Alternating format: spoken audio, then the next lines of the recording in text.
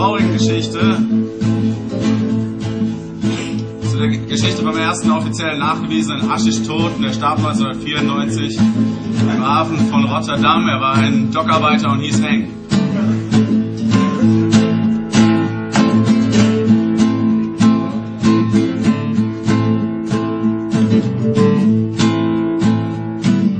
Henki war ein Dockarbeiter, konnte rackern wie kein Zweiter. Seine Heimat war der Quai, Lieblingslied Paloma Oe Oe.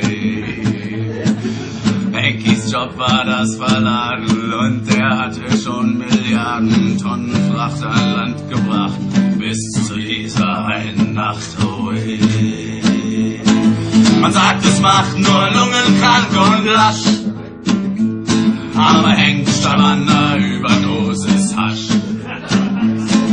Man sagt, es macht nur lungenkrank und lasch, aber Henk starb an einer Überdosis Hasch.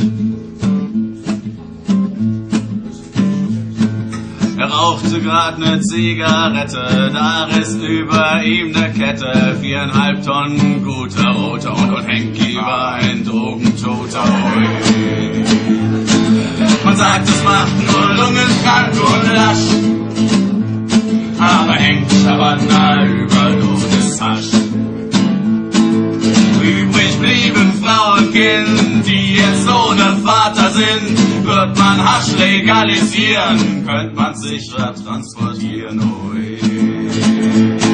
Man sagt, es macht nur lungenkrank und lasch, aber Henk starb an einer Überdosis Hasch.